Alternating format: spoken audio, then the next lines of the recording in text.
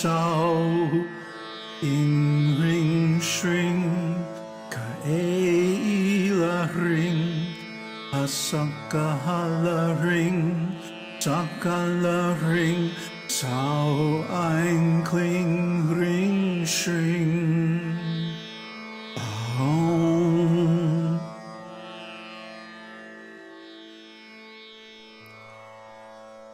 Namaste. Welcome to Srimad Devi Bhagavatam. The Sanskrit verse you just heard is the Sodashi mantra.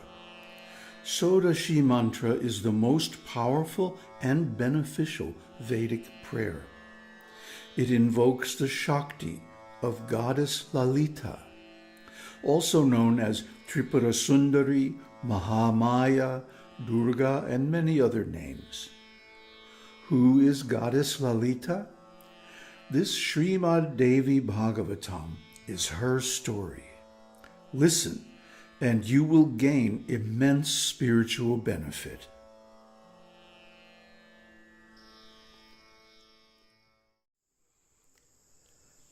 Namaste. So, this is the second part of the 5th chapter of the 1st skanda of Srimad Devi Bhagavatam. And in the last episode, Vishnu lost his head. See, this is another incident that proves that Vishnu is not actually supreme. If he was supreme, or if any of the gods were supreme, then these things wouldn't happen to them. They would be invulnerable, changeless. That's the meaning of supreme. Supreme God means nothing or no one can challenge their supremacy. So if we go through the whole Vedic literature and examine all these different personalities, the only one who meets that criterion is Sadashiva and Bhagavati, Mahashakti, Mahamaya. They never change. They are invulnerable, but their expansions in the forms of the demigods come under the modes of material nature, and therefore they have to undergo so many troubles. So, when Vishnu's head was cut off by the bowstring, the demigods were freaking out because they knew that they're not independent. They're not invulnerable. You know, stuff can happen to them, and it does all the time. It even happens to Vishnu. So, let's pick up where we left off. At this juncture, seeing Shiva and the other devas crying, Brihaspati, supremely versed in the Vedas, consoled them thus: O highly fortunate one, what use there will be in thus crying and repenting? You ought now to consider the means that you should adopt to redress your calamities. O Lord of the Devas, fate and one's own exertion and intelligence are equal. If the success comes not through fate, luck, or chance, one is certainly to show one's prowess and merit. Indra said, Fie to your exertion, when before our eyes the head of Bhagavan Vishnu himself has been carried off. Fie, fie to your prowess and intelligence. Fate is, in my opinion, supreme. So Indra, kind of a wise guy, correcting Brihaspati, the guru of the demigods. But he has a point. After all, it was their so-called intelligence and prowess that got them into this fix, isn't it? Brahma's bright idea to have the little insect eat through the bowstring. That way he could blame the insect if Vishnu got angry when he was woke up. See, this is the material world. Everybody has an agenda. Everybody has a desire. and it conflicts with other people's desires. And so they try to come up with all these strategies so that, if anything goes wrong or if somebody doesn't like what they're trying to do, they can still somehow or other get what they want, isn't it? But the funny thing about those strategies is that they almost always fail. So here we are in the material world. We're trying to get what we want. Everybody else is trying to get what they want. Our interests are conflicting. There's always conflict. There's always strife and arguments. And nobody is right when everybody is wrong. Because everybody is going for their own service instead of the service of God. This is the fundamental problem. This egotism, ahankara, false egotism. But the fundamental principle of this creation is ahankara. We saw when we were studying the Buddhist teaching, the Paticca Samuppada, that the very first beginning of all this is the delusion that I am an individual. I am a separate being, completely different from everything else. This is the root delusion of material existence. So even the demigods are suffering from this same delusion, and as a result they get themselves into trouble. Now let's see how they try to get out. Brahma said, "Whatever auspicious or inauspicious is ordained by dev𝐢, fate. Everyone must bear that. No one can go beyond the dev𝐢. When one has taken up a body, one must experience pleasure and pain. There is no manner of doubt in this. See, in long past days, by the irony of fate, Shambhu severed my head. His generative organ, too, dropped down through a curse. Similarly, Hari's head has today fallen into the salt ocean. By the influence of time, Indra, the lord of Shachi, had 1,000 genital marks all over his body, was expelled from heaven, and had to live in the Manasarovara, in the lotuses, and had to suffer many other miseries. O glorious ones, when such personages have suffered pains, then who else is there in the world that does not suffer? So you all cease sorrows and meditate on the eternal Mahamaya, who is the mother of all, who is the support of all, who is of the nature of Brahma Vidya, the supreme knowledge, and who is beyond the gunas, who is the prime prakriti, and who pervades the three lokas, the whole universe, moving and unmoving. She will dispense our welfare." So here Brahma gives the conclusion of all this philosophizing. When all is said and done, is whatever the universal mother's will, that becomes our fate. And nobody can counter it. Even the demigods. A couple of episodes ago, Vishnu was complaining, like, who wants to take birth in these wombs of human beings and lower animals?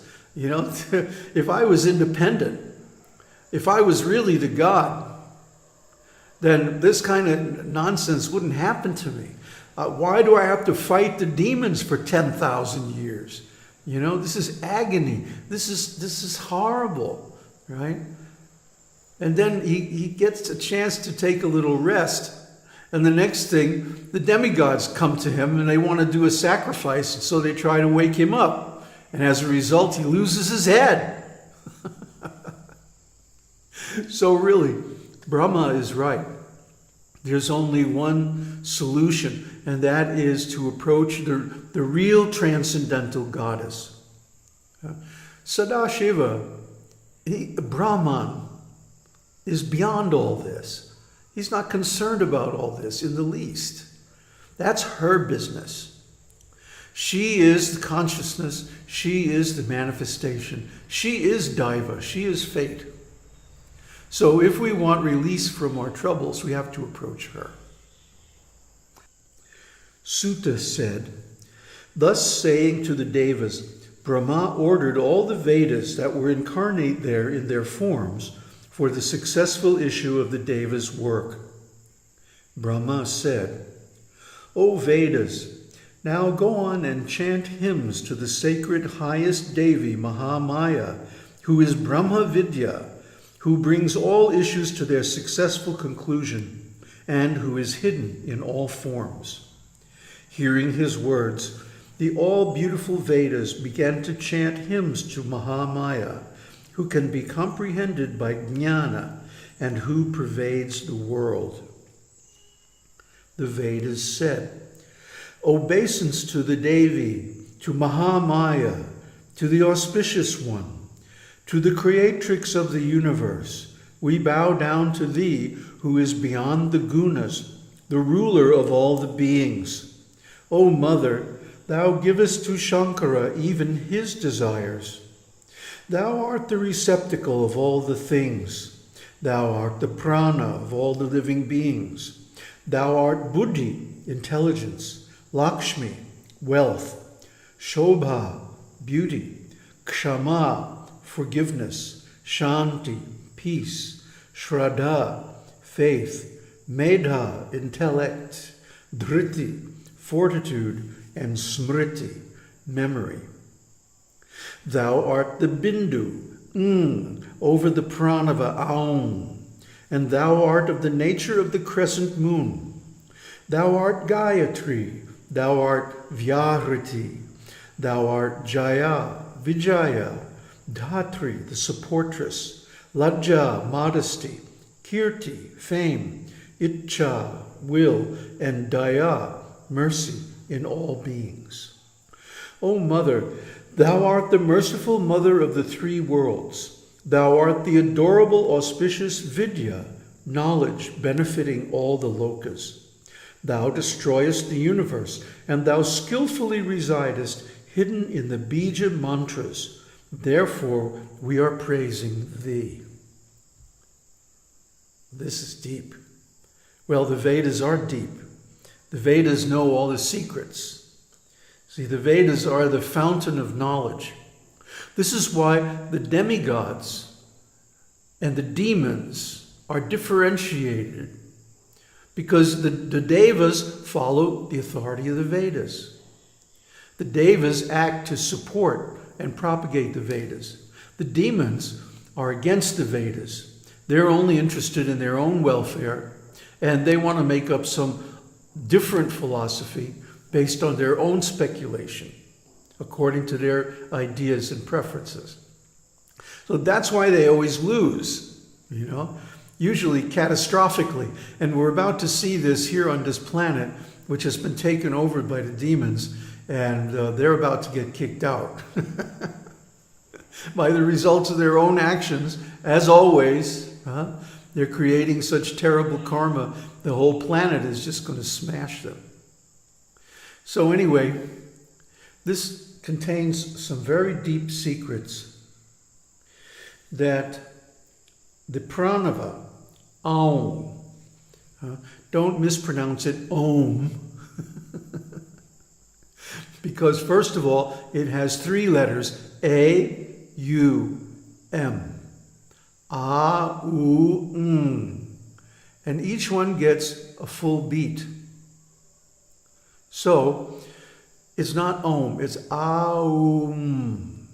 And then there's the bindu, the dot over the M.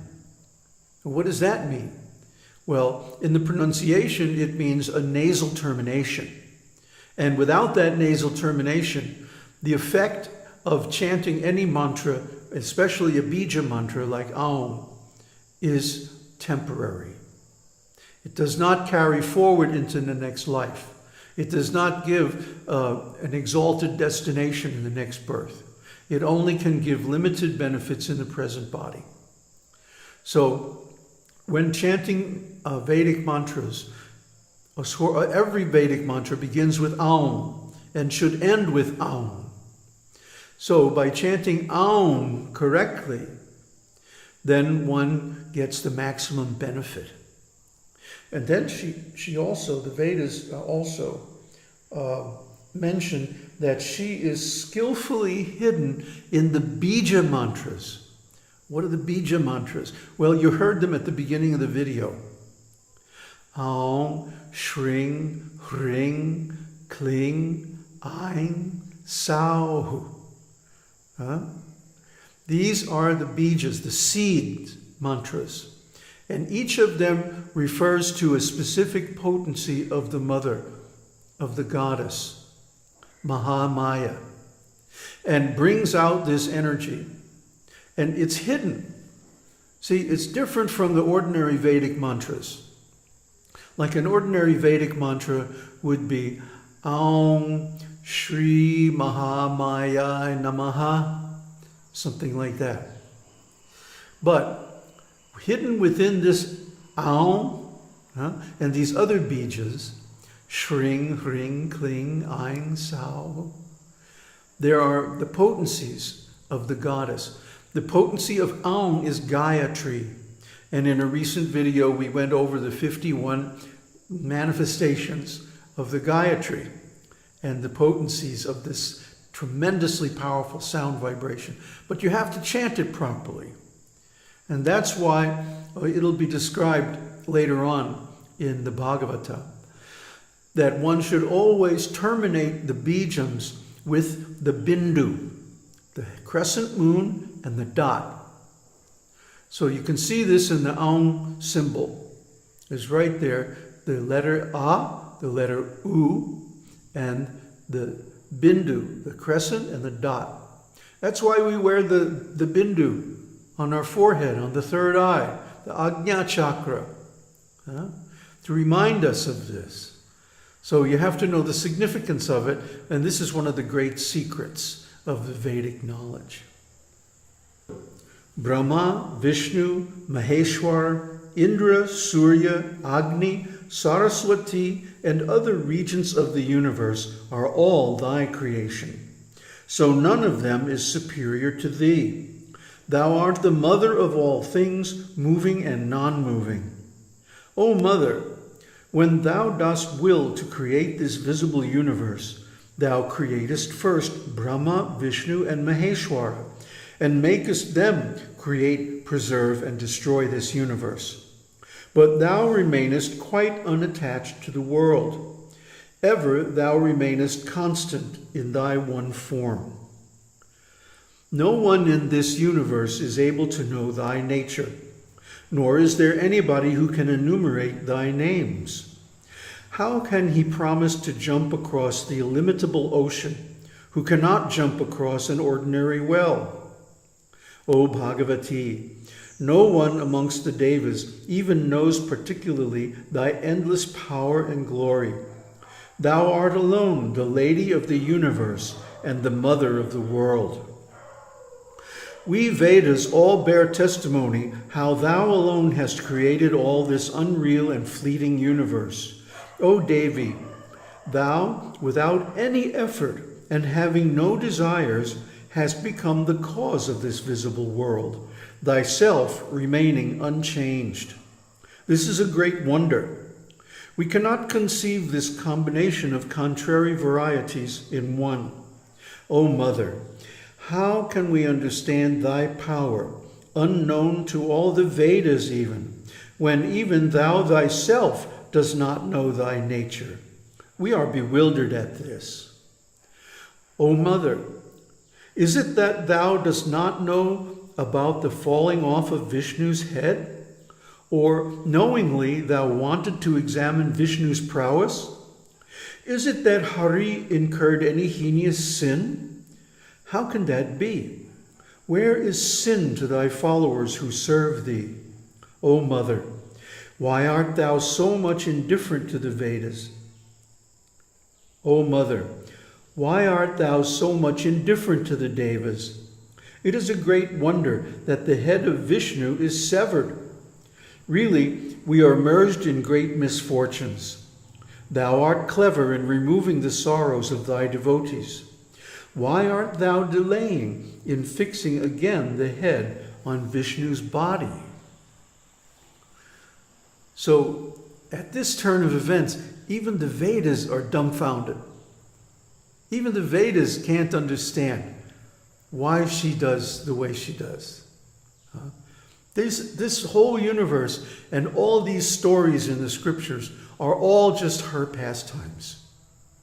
She is the Mahamaya, the great illusion. And we've gone into this philosophy very deeply in our earlier series, especially like Uladu Narpadu and the other works by Ramana Maharshi. How that this manifestation is not actually real. It's like a movie, like a drama or a play, or like a dream. When you're in a dream, it seems completely real, doesn't it? But then as soon as you wake up and you're in a different state of consciousness, you go, oh, that was just a dream. No big problem.